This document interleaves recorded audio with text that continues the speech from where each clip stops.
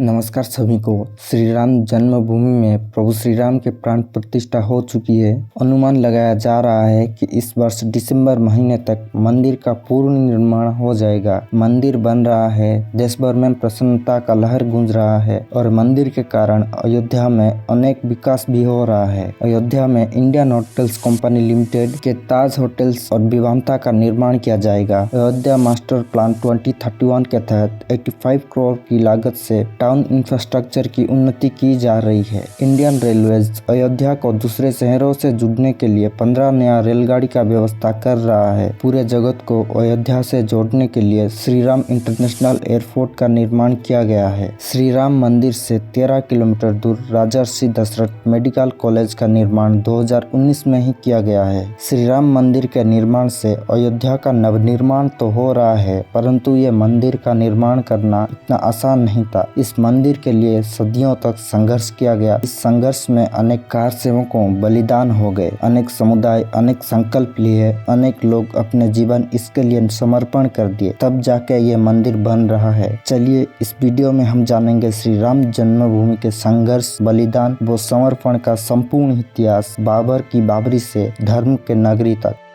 सरस्वती देवी के घर में लोगों ने पिछले 30 सालों से उनकी आवाज नहीं सुनी है। राम मंदिर बनने के लिए लंबे समय तक मौन व्रत रखने वाले अयोध्या इस एक दिन ने भारतीय राजनीति की धुरी बदल दी।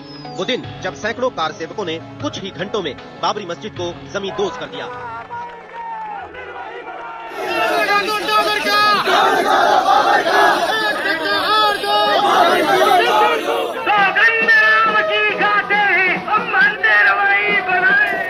लाठी गोली खाएंगे, मंदिर वही बनाएंगे। लाठी गोली खाएंगे। 462 साल पहले एक लुटेरे ने आकर अगर हमारे मंदिर को ध्वस्त किया है तो ये हमारे माथे पर कलंक है। अगर जब बाबरी मस्जिद रहेगी तो हिंदुओं पर ये कलंक हमें अपनी गुलामी याद दिलाता रहेगा। गर्भगृह के ऊपर ही मंदिर निर्माण होगा। लेकिन अब पंजाब की तरह से हम अपने हाथों में रिवाल्वर पकड़ेंगे। हम गवर्नमेंट सर्वेंट के अध्यापक हैं, लेकिन अब छोड़ देंगे कलम और पकड़ेंगे रिवाल्वर। अयोध्या में जिस स्थान पर भगवान राम का जन्म हुआ था, वहाँ पर मंदिर के निर्माण को कोई शक्ति रोक नहीं सकती।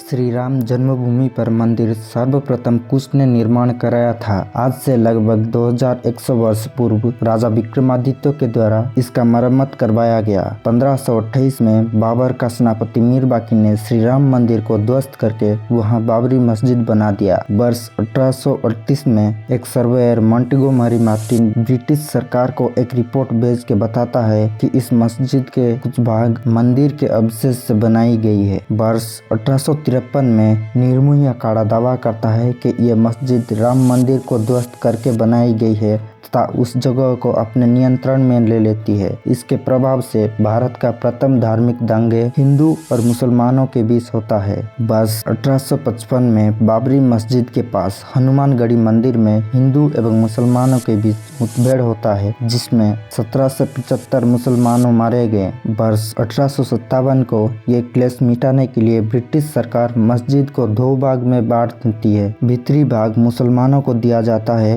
और बाहरी भाग हिंदुओं को। वर्ष 1858 28 नवंबर को निहंग सिख बाबा फकीर सिंह खालसा अपने 25 साथियों को लेकर बाबरी मस्जिद में प्रवेश करते हैं। वहां उनके द्वारा पूजा एवं हवन किया गया तथा दीवारों पर उन्होंने राम राम लिख दिए। वर्ष 1885 में ये केस कोर्ट पहुंचता है। फैजाबाद डिस्ट्रिक्ट कोर्ट में महंत रघुवीर दास के द्वारा राम चबूतरा पर मंदिर निर्माण के लिए निवेदन किया गया, परंतु कोर्ट मंदिर बनाने से मना कर दिया। वर्ष 1934 में 27 मार्च को अयोध्या के निकट शाहजहांपुर गांव में एक गाय की हत्या के कारण अयोध्या में दंगे हो गया। इस दंगे में मस्जिद की कुछ भाग टूट गई, जिसे बाद में अंग्रेजों ने दोबारा बनवाया। वर्ष 1947 में भारत आजाद हो गया, परंतु ये संघर्ष निरंतर चलता रहा। वर्ष 1528 से 1949 के बीच श्री राम जन्मभूमि के संघर्ष के लिए 76 बार संघर्ष व मुठभेड़ हुआ। वर्ष 1949 22 से 23 दिसंबर की मध्य रात्रि को महंत रामेश्वर दास ने रामलला की मूर्ति मस्जिद के भीतर स्थापित कर दिया। सुबह होते ही हिंदुओं पूजा करने और मुसलमान विरोध करने के लिए जमा हो गए। स्थितियों को नियंत्रण करने के लिए मस्जिद में ताला लगाया गया। प्रधानमंत्री जवाहरलाल नेहरू के आदेश पर डीएम के नायर को मस्जिद से मूर्ति हटाने के लिए कहा गया। उन्होंने ये कहकर मना कर दिया कि मंदिर से मूर्ति हटाने के प्रांत यहाँ अशांति हो सकती है। 27 दिसंबर को के नायर को दूसरी चिट्ठी पहुंचती है मूर्ति हटाने के लिए, परंतु उन्होंने प्रधानमंत्री को चिट्ठी लिखी, वहां अपने इस्तीफा पत्र एवं सुझाव दिया कि मूर्ति को हटाने की बजाय मस्जिद की चारों ओर जालीनुमा आकृति खड़ी की जाए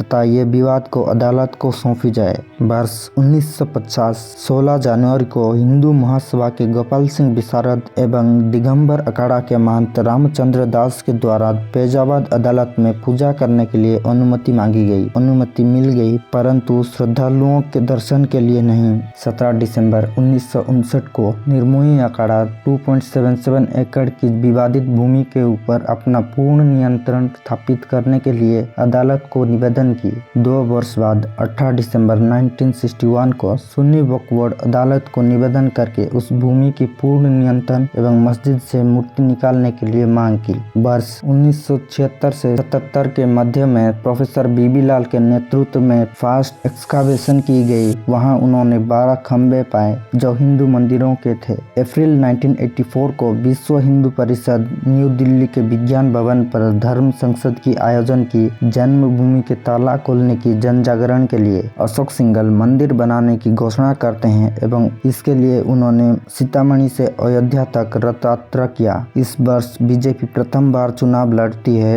और उन्हें केवल 2 सीट प्राप्त हुई। 19 जनवरी 1985 को महंत रघुवर दास कहते हैं यहाँ मंदिर बनेगा क्योंकि यह मंदिर श्री राम का है। 1 फरवरी 1986 को अयोध्या डिस्ट्रिक्ट जज हरिशंकर दुबे के अनुमति मांगने पर हिंदुओं को पूजा करने का अनुमति मिल गया। फरवरी 6 को इस फैसले से नाराज होकर मुसलमानों ने जाफरियाब जिलानी के नेतृत्व में बाबरी मस्जिद एक्शन कमेटी का गठन कराया। 1 जुलाई 1989 को देवकी नंदन अग्रवाल के द्वारा रामलला विराजमान के नाम से एक नया केस फाइल की गई और मंदिर निर्माण के लिए मांग किया गया। भारतीय न्याय व्यवस्था में मंदिर के भगवान को अपने धन संपत्ति एवं भूमि की अधिकार होता है तथा उन भगवानों के केस उनके भक्त भगवान के तरफ से लड़ सकते हैं। 9 नवंबर 1989 को शिलान्यास करने के लिए आरएसएस एवं बीएचपी के द्वारा प्रचार किया गया। इसी वर्ष बीजेपी भी इस आंदोलन से जुड़ गई। इसके कारण इस वर्ष के इलेक्शन में बीजेपी 2 सीट से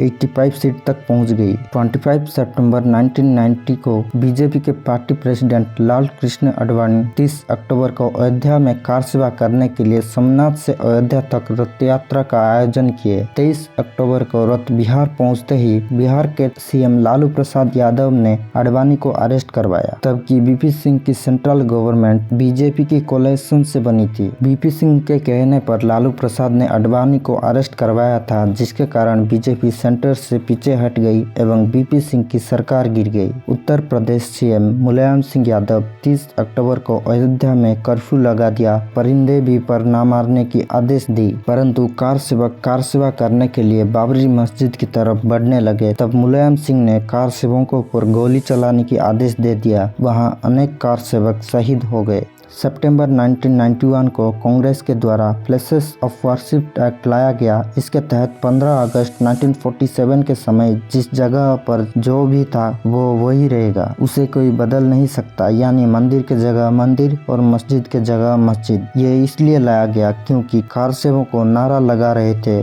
3 नहीं तो 3000, 3 नहीं तो 3000, नहीं बचेगी 1 मजार, है ना। हमने कहा हम 3 मंदिर मांगे हैं, अगर 3 मंदिर हमें वापस कर दोगे तो हम बाकी की डिमांड नहीं करेंगे। 6 दिसंबर 1992 ये एक ऐतिहासिक दिन है। उस दिन नाखुश कार सेवकों को खुश करने के लिए बीएचपी, आरएसएस एवं बीजेपी के द्वारा कार सेवा का आयोजन किया गया। एल.के. आडवाणी, मुरली मनोहर जोशी, कल्याण सिंह जैसे बड़े बड़े लीडर वहां पहुंचे। कुछ नेताओं को वहां उपस्थित होने से बैन लगाया गया, जैसे उमा भारती। उन्होंने पुलिस से बचते हुए कार सेवा में पहुँचने के लिए अपने बाल तक कटवा दिए थे। रामशिलाएं अयोध्या पहुँच चुकी थी। बाबरी मस्जिद से 2 किलोमीटर दूर रामकथा कुंज पर रामशिला पूजन प्रारंभ किया गया। लगभग 11:30 को कार सेवक बाबरी मस्जिद की तरफ बढ़ने लगे। 11:45 को सर पर पीली पट्टी लगाकर कुछ कार सेवक बाबरी मस्जिद के भीतर जाने लगे। ये सभी कार सेवकों को बाबरी मस्जिद को तोड़ने की आह्वान कर रहे थे। 11:45 को कार सेवक गुंबद पर चढ़ गए। बीजेपी के लीडर्स उमा भारती एवं महंतों ने कार सेवकों को रोकने की प्रयास कर रहे थे, परंतु कार सेवक किसी की सुन नहीं रहे थे। यूपी के सीएम कल्याण सिंह को पुलिस गोली चलाने की अनुमति मांगे, परंतु कल्याण सिंह मना कर दिए। दोपहर 2 बजे बाबरी की पहली गुंबद गिरा दी गई। 3:30 को दूसरी गुंबद एवं 4:55 को तीसरी गुंबद गिरा दिया गया। शाम 6 बजे यूपी में राष्ट्रपति शासन लागू किया गया। 6:15 को कल्याण सिंह ने इस्तीफा दे दिए। बाबरी गिरने के बाद देश भर में तथा विदेशों में अनेक दंगे हुए।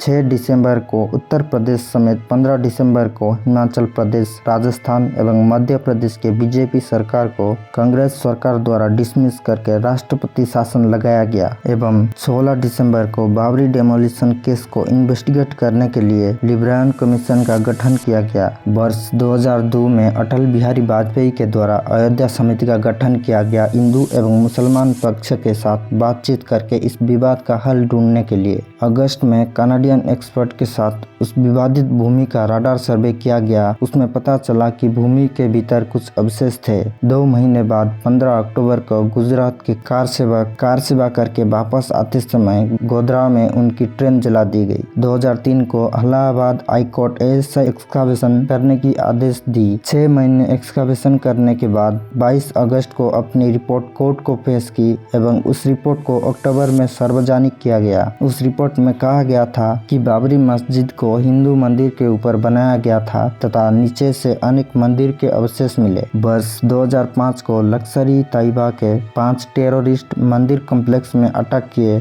उन 5 टेररिस्ट को सुरक्षा कर्मियों के द्वारा मारा गया एवं उसमें 6 लोगों की जान भी गई। वर्ष 2007 को कांग्रेस की वीपीए सरकार सुप्रीम कोर्ट में श्री राम के अस्तित्व पर प्रश्न उठाया गया। वो श्री राम को काल्पनिक बताया गया। वर्ष 2009 30 जून को लिब्रायन सिंह अपना रिपोर्ट दाखिल किया, जिसमें बाबरी डेमोलिशन में लाल कृष्ण आडवाणी, मुरली मनोहर जोशी, अटल बिहारी वाजपेयी एवं कल्याण सिंह को दोषी बताया गया। वर्ष 2010 30 सितंबर को इलाहाबाद हाई कोर्ट मान जाता है कि इस जगह पर पहले मंदिर था, अतः उस विवादित भूमि को 3 भाग में बांट दिया। सेंट्रल एरिया को राम जन्मभूमि न्यास को दिया गया, राम चबूतरा एवं सीता रसोई निर्मोही अखाड़ा को दिया गया। बाकी भूमि सुन्नी वक्फ बोर्ड को मिला, परंतु इस डिसीजन से कोई भी पक्ष प्रसन्न नहीं था एवं उन्होंने सुप्रीम कोर्ट में जाने का निर्णय लिया। वर्ष 2011 पहली बार ये केस सुप्रीम कोर्ट पहुंचा। सुप्रीम कोर्ट ने इलाहाबाद हाई कोर्ट के निर्णय को रोक लगा दी। वर्ष 2019 9 नवंबर को सुप्रीम कोर्ट के 5 जजेस के एक बेंच ने सुनवाई करी एवं एएसआई की रिपोर्ट हिंदू पक्ष की सबूत को मद्देनजर रखते हुए आर्टिकल 132 के अपने विशेष अधिकार का उपयोग करके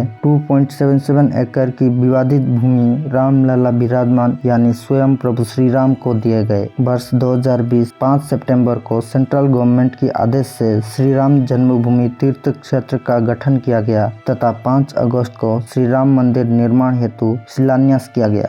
अंत तक बने रहने के लिए आपका बहुत बहुत धन्यवाद।